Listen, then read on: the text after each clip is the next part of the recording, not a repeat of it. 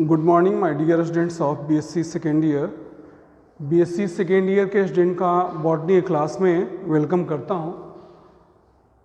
Dear students, first paper में जो last topic है वह है डीएनए फिंगरप्रिंटिंग, जिसे हम डीएनए उंगली छापी कहते हैं। तो डीएनए उंगली छापी के अनेक महत्व हैं जिसके बारे में हम चर्चा करेंगे। जीवों में आनुवांशिक गुणों का आधार डीएनए होता है, जिसे आनुवांशिकता की इकाई कहा जाता है। तो जीवों के गुणों का निर्धारण जीन के द्वारा होता है और जीन डीएनए का एक खंड होता है जिसमें अभिव्यक्ति या एक्सप्रेशन की क्षमता होती है। तो अगर हम मनुष्य की बात करें तो हर एक मनुष्य में समान प्रकार का डीएनए डीऑक्सीराइबोस न्यूक्लिक अम्ल पाया जाता है। जीनोम की संरचना जो है लगभग सभी मनुष्यों में समान होती है और संतान जो है माता पिता से गुणों को ग्रहण करते हैं, जिसे आनुवांशिकता कहा जाता है। तो गुणों का स्थानांतरण एक पीढ़ी से दूसरी पीढ़ी में जीन के द्वारा होता है, जो डीएनए का एक खंड होता है। और यह डीएनए का खंड आरएनए का निर्माण करता है और आरएनए से प्रोटीन तथा एंजाइम का निर्माण होता है, जिसका उपयोग अनेक प्रकार की उपापचयी क्रियाओं मेटाबॉलिक रिएक्शन को संपन्न करने के लिए किया जाता है। तो मनुष्य की बात करें, हम होमो सेपियंस की बात करें तो डीएनए की संरचना एक ही प्रकार से होती है और डीएनए में जो न्यूक्लियोटाइड क्षार का क्रम होता है वह भी क्या होता है, लगभग समान होता है। लेकिन कुछ स्थानों पर विभिन्नता आती है जिसका उपयोग व्यक्ति विशेष को पहचानने के लिए किया जाता है। तो हर एक व्यक्ति एक दूसरे से जीनोम के आधार पर समान है तथा कुछ अंशों में एक दूसरे से असमान है और इस असमानता का मुख्य कारण न्यूक्लियोटाइड क्षार के क्रम में कुछ अंतर पाया जाना होता है और इसके आधार पर हम किसी व्यक्ति विशेष की पहचान कर सकते हैं। तो डीएनए उंगली छापी का जो उपयोग है यह विवादित मामलों को सुलझाने के लिए किया जाता है, जैसे कोई पैतृक संपत्ति से संबंधित विवाद हो, संतानों से संबंधित विवाद हो। इसके अलावा सैन्य क्षेत्र में डीएनए उंगली छापी का उपयोग किया जाता है। कोई सैनिक अगर दुर्घटनाग्रस्त हो जाता है, उसकी मृत्यु हो जाती है, तो उसके सही रूप से पहचान के लिए डीएनए उंगली छापी का उपयोग किया जाता है। कृषि में और बागवानी में भी डीएनए उंगली छापी का उपयोग किया जाता है, क्योंकि कुछ पादप में नर तथा मादा आरंभिक अवस्था में स्पष्ट नहीं होते हैं। तो डीएनए उंगली छापी के आधार पर नर या मादा की आपकी पहचान की जाती है। आपराधिक मामलों में अपराधी को पकड़ने के लिए यह सुनिश्चित करने के लिए कि कौन अपराधी है कौन नहीं है, डीएनए उंगली छापी का उपयोग किया जाता है। तो डीएनए उंगली छापी का उपयोग मुख्य रूप से एक व्यक्ति को दूसरे व्यक्ति से पृथक करने के लिए, एक व्यक्ति से दूसरे व्यक्ति में अंतर उत्पन्न करने के लिए किया जाता है। और इसके लिए जैविक नमूने की आवश्यकता होती है। वह जैविक नमूना खून के धब्बे हो सकते हैं, बाल हो सकता है जिसमें जड़ उपस्थित हो, इसके अलावा त्वचा हो सकता है, इसके अतिरिक्त जो है कोई भी शरीर का ऊतक आपका हो सकता है, वीर्य भी जैविक नमूना हो सकता है। तो इन जैविक नमूनों से हम डीएनए की अन्वेषण करते हैं, एनालिसिस करते हैं और उसके आधार पर हम डीएनए की पहचान कर पाते हैं कि किस व्यक्ति से और किससे संबंधित यह डीएनए का खंड है। तो मानव जीनोम में पुनरावृत डीएनए के न्यूक्लियोटाइड क्षार के क्रम पाए जाते हैं जिन्हें टेंडम रिपीट्स कहते हैं। और यह टेंडम रिपीट्स या पुनरावृत जो क्रम होते हैं वह क्या होते हैं, हर एक व्यक्ति में अलग अलग होते हैं, भिन्न भिन्न होते हैं, जो एक व्यक्ति से दूसरे व्यक्ति में अंतर उत्पन्न करने का मुख्य कारण होते हैं। तो टेंडम रिपीट्स का मुख्य रूप से आपका उपयोग किया जाता है। तो डीएनए उंगली छापी के चरण के बारे में हम देखेंगे कि डीएनए उंगली छापी के कौन कौन से चरण होते हैं। तो उससे पहले हम देखते हैं कि डीएनए फिंगरप्रिंटिंग का मुख्य आधार क्या है। डीएनए उंगली छापी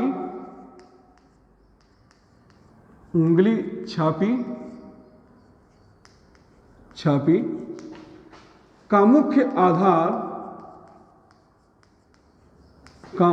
आधार मानव जीनोम में स्थित मानव जीनोम में उपस्थित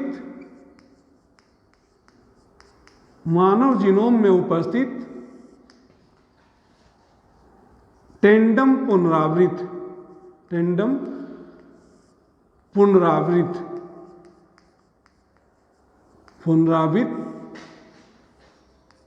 होते हैं जो प्रत्येक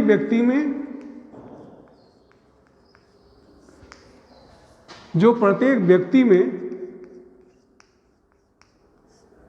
भिन्न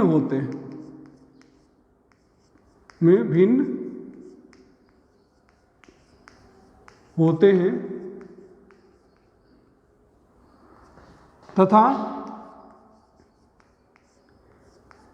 एक व्यक्ति से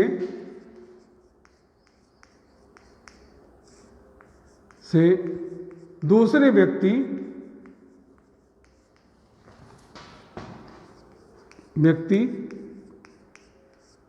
में अंतर उत्पन्न करते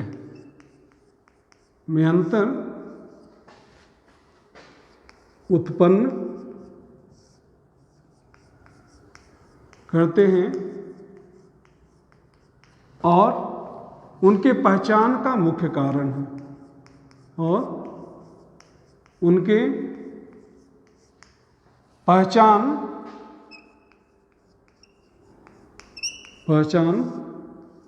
का मुख्य कारण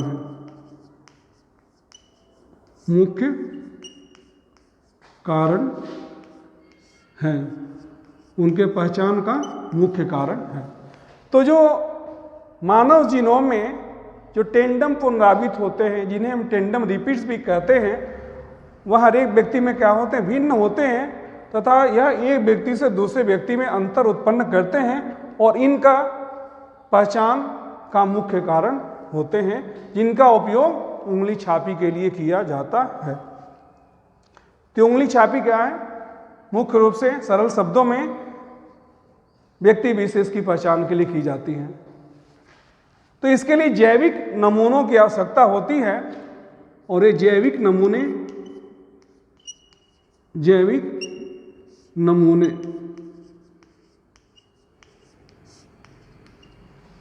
नमूना वह होता है जिसे हम डीएनए प्राप्त करते हैं। क्योंकि डीएनए उंगली छापी जो है डीएनए में न्यूक्लियोटाइड क्षार के क्रम पर आधारित है। वह क्रम कौन सा है? टेंडम रिपीट्स, टेंडम पुनरावृत्त। तो इसके लिए डीएनए को अलग करने के लिए जैविक नमूने की आवश्यकता होती है। और यह जैविक नमूना क्या हो सकता है? या तो रक्त की बूंदें हो सकती है, रक्त हो सकता है, या तो वीर्य हो सकता है, वीर्य हो सकता है, त्वचा की कोशिका हो सकती है, त्वचा की कोशिका,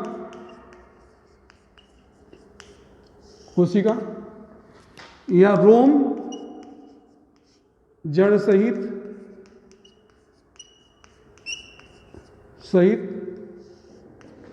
या मुख में रखा हुआ रुमाल भी हो सकता है,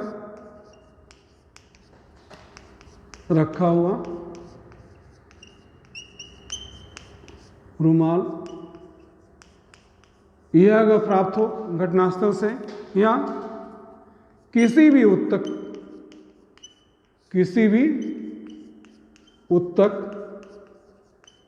की उत्तक का भाग, किसी भी उत्तक का भाग। तो जैविक नमूने से हम डीएनए को पृथक करते हैं, जैविक नमूने से डीएनए को पृथक किया जाता है, डीएनए को प्राप्त किया जाता है, प्राप्त किया जाता है।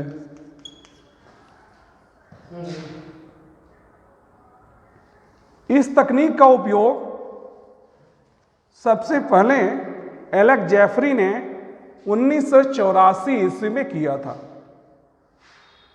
तो डीएनए उंगली छापी का उपयोग डीएनए उंगली छापी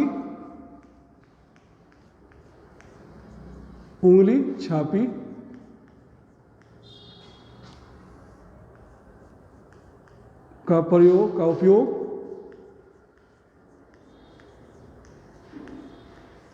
सर्वप्रथम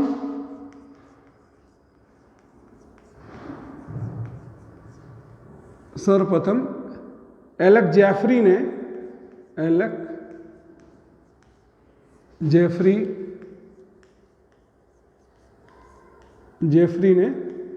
1984 ईस्वी में किया था, 1984 ईस्वी में किया था।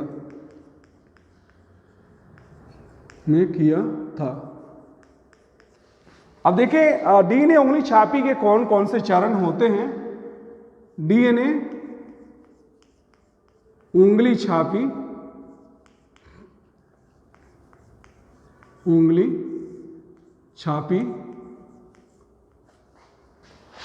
के विभिन्न चरण,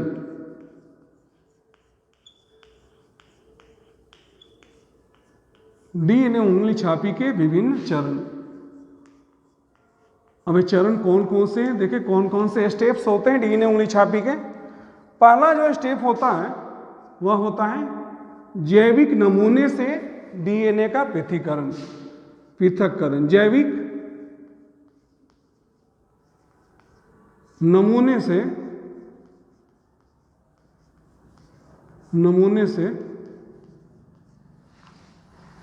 डीएनए का पृथक्करण, डीएनए का पृथक्करण। तो पहले चरण में हमें जो भी घटनास्थल से जैविक नमूने प्राप्त होते हैं उससे हम डीएनए का पृथक्करण करते हैं। दूसरा होता है डीएनए का शुद्धिकरण, डीएनए का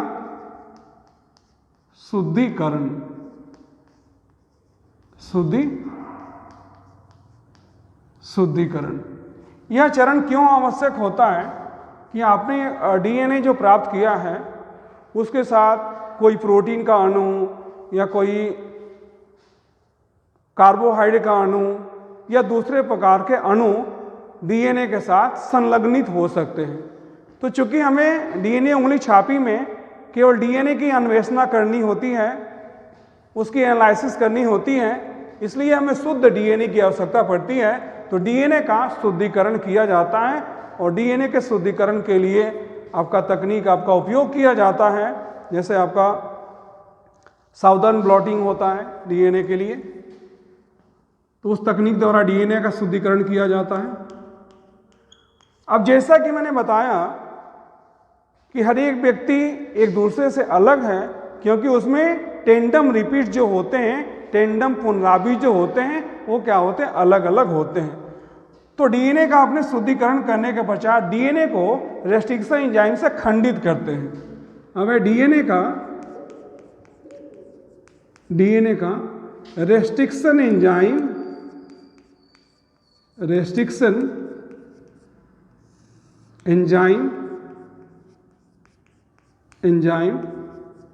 द्वारा खंडित करना,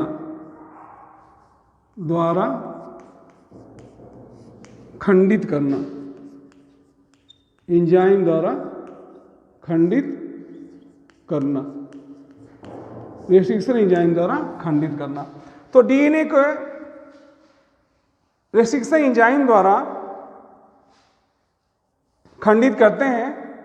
और जैसा कि पिछली कक्षाओं में हमने पढ़ा था कि रेस्ट्रिक्शन एंजाइम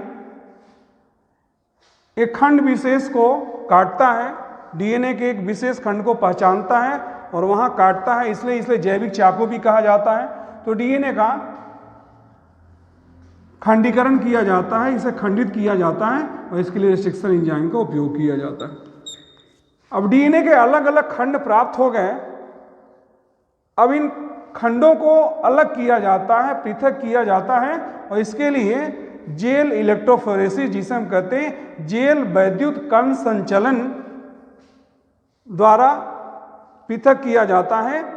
डीएनए के खंडों को जेल पर स्थानांतरित किया जाता है, ये विधि हम पहले पढ़ चुके हैं। तो जेल पर स्थानांतरित किया जाता है डीएनए खंडों को और जेल वैद्युत कण संचलन द्वारा इन्हें अलग अलग खंडों को पृथक किया जाता है। तो डीएनए के खंड को, डीएनए खंडों को जेल पर स्थानांतरित किया जाता है, जेल पर स्थानांतरण किया जाता है, स्थानांतरण किया जाता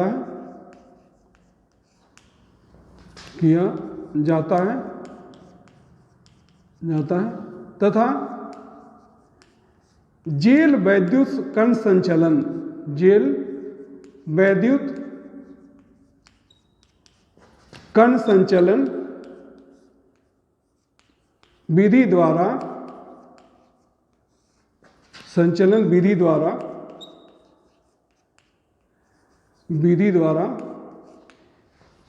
इन खंडों को पृथक किया जाता है, खंडों को उनके द्रव्यमान के आधार पर खंडों को पृथक किया जाता है,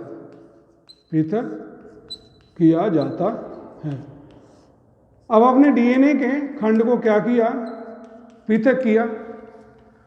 पृथक करने के बाद इनका डीनेचुरेशन किया जाता है, जिसमें डीएनए के खंड जो हैं आपके क्या होते हैं, डीएनए जो मूल रूप से द्विकुंडली संरचना होती है, तो डीएनए के दोनों कुंडली क्या हो जाते हैं, अलग हो जाते हैं। तो आपने पृथक्करण कर लिया। तो पांचवा जो है आपका चरण है वह है डीएनए खंडों का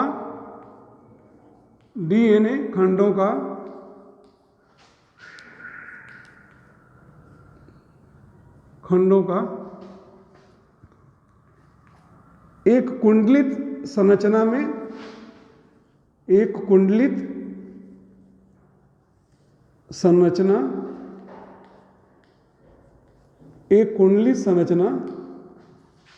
में परिवर्तित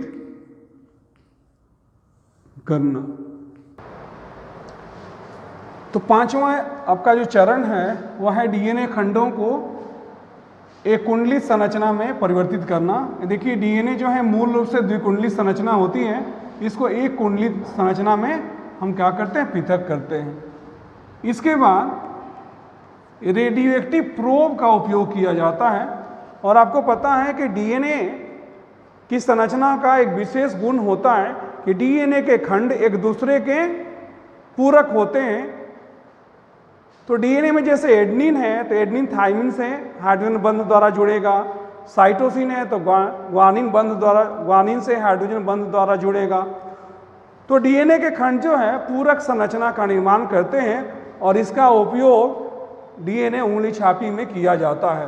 सो आपके डीएनए के द्विकुंडली संरचना को आपने एक कुंडली संरचना में पृथक कर दिया, जिसे हम एटेन्युएशन कहते हैं। तो इसके अगले चरण में क्या करते हैं, हम रेडियो एक्टिव प्रोब का उपयोग करते हैं। रेडियो सक्रिय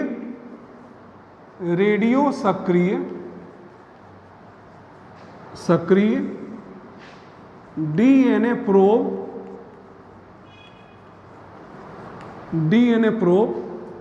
का उपयोग किया जाता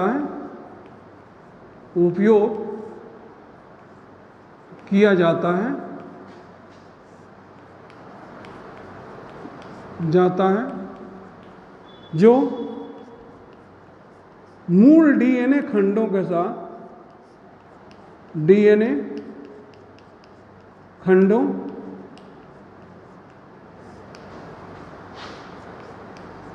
के साथ पूरक क्षार युग्म के आधार पर पूरक क्षार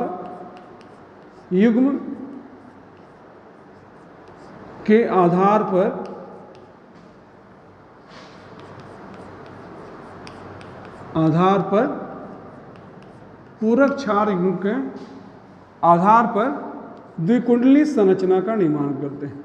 द्विकुंडलित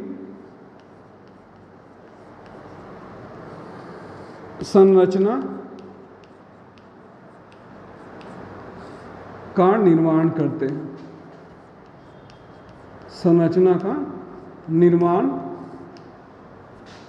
हैं, करते हैं।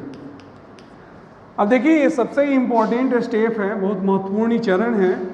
हमें डीएनए के जो खंड प्राप्त हुए हैं, अब उस पर डीएनए आपका रेडियो सक्रिय जो डीएनए प्रोब है, जो नमूने आपके प्राप्त हुए हैं घटनास्थल से,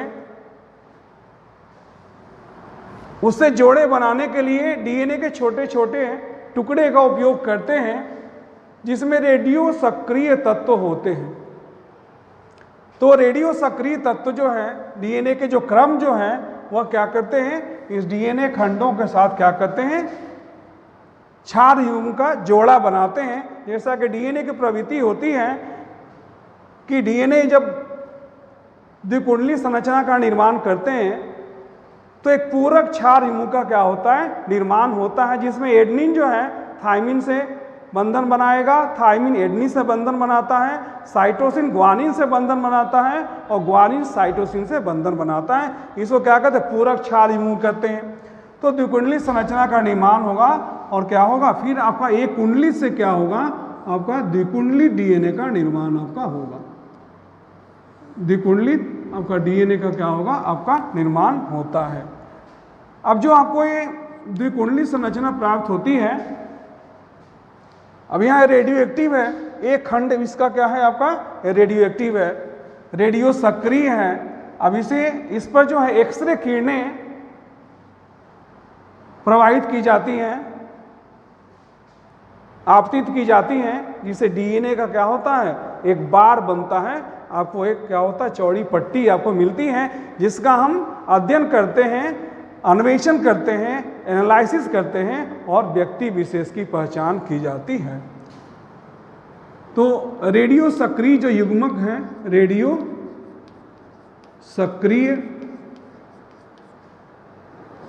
सक्रिय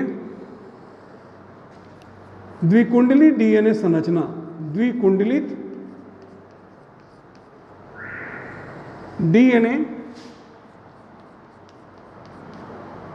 पर एक्सरे किरणों को आपतित किया जाता है। एक्सरे किरणों को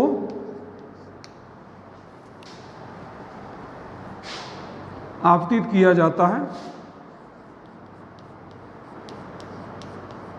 आपतित किया जाता है, उस पर एक्सरे किरणें डाली जाती है तथा डीएनए बार प्राप्त किया जाता है, तथा डीएनए बार, डीएनए पट्टी प्राप्त होती है, डीएनए पट्टी प्राप्त होती है, डीएनए पट्टी प्राप्त होती है, जिसकी अन्वेषण किया जाता है, एनालिसिस किया जाता है और इसके आधार पर हम निष्कर्ष निकालते हैं कि जो घटनास्थल से नमूने प्राप्त हुए हैं वह उस व्यक्ति से संबंधित हैं या नहीं। अब हम अंतिम चरण में देखते हैं डीएनए उंगली छापी के उपयोग के बारे में। डीएनए उंगली छापी, उंगली छापी संतान विवाद को सुलझाना, संतान विवाद को सुलझाना, सुलझाना। अगर दो माता पिता, दो भिन्न माता पिता किसी संतान पर दावा कर रहे हैं तो वैसे संतान संबंधी विवाद को सुलझाने के लिए डीएनए उंगली छापी का उपयोग किया जाता है। दूसरा है आपराधिक मामले के सुलझाने के संबंध में, आपराधिक मामलों को सुलझाने के संबंध में, मामलों को सुलझाना, सुलझाना। तो यह सुनिश्चित करने के लिए कि वास्तविक रूप से कौन सा अपराधी है, डीएनए उंगली छापी का उपयोग किया जाता है। सैन्य क्षेत्र में, सैन्य क्षेत्र में किसी व्यक्ति की पहचान के लिए, किसी सेना के जवान की पहचान के लिए, किसी व्यक्ति की पहचान के लिए अगर उसकी मृत्यु हो जाती है और शरीर बुरी तरीके से छत बिछत हो जाता है तो व्यक्ति की पहचान मुश्किल हो जाती है, तो उसे प्राप्त नमूनों के आधार पर या त्वचा या किसी भी ऊतक से डीएनए को क्या करते हैं, पृथक करते हैं और डीएनए उंगली छापी के आधार पर यह सुनिश्चित किया जाता है कि यह व्यक्ति जो है अमुक व्यक्ति है। तो सेना में प्रत्येक व्यक्ति के, प्रत्येक जवान का क्या होता है, आपकी उंगली छापी ली जाती है जिसे भविष्य में इसकी पहचान की जा सके। तो सैन्य क्षेत्र में किसी व्यक्ति विशेष के पहचान में, विशेष के पहचान में।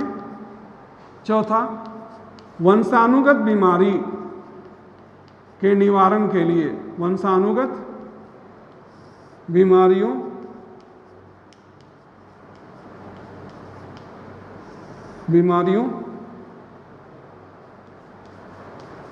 से संबंधित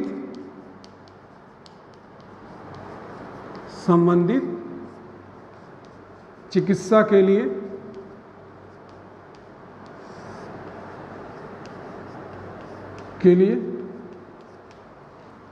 पांचवा, वंशावली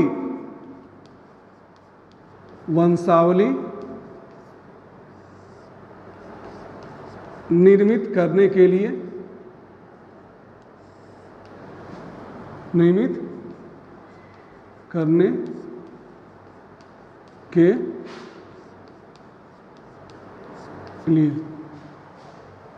तो हमने डीएनए उंगली छापी के बारे में पढ़ा, किस प्रकार से जैविक नमूने प्राप्त किए जाते हैं और जैविक नमूने किस प्रकार से हो सकते हैं। हमने पढ़ा कि डीएनए उंगली छापी का मुख्य आधार क्या है और हमने यह जाना कि डीएनए उंगली छापी का मुख्य आधार मानव जीनोम में पाया जाने वाला टेंडम रिपीट्स या टेंडम पुनरावृत्त होता है।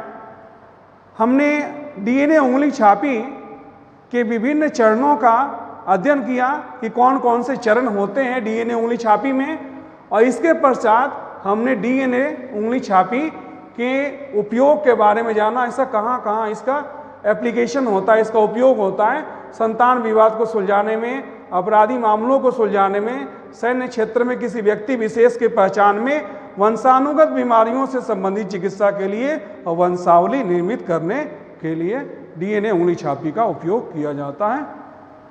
All the best, thank you.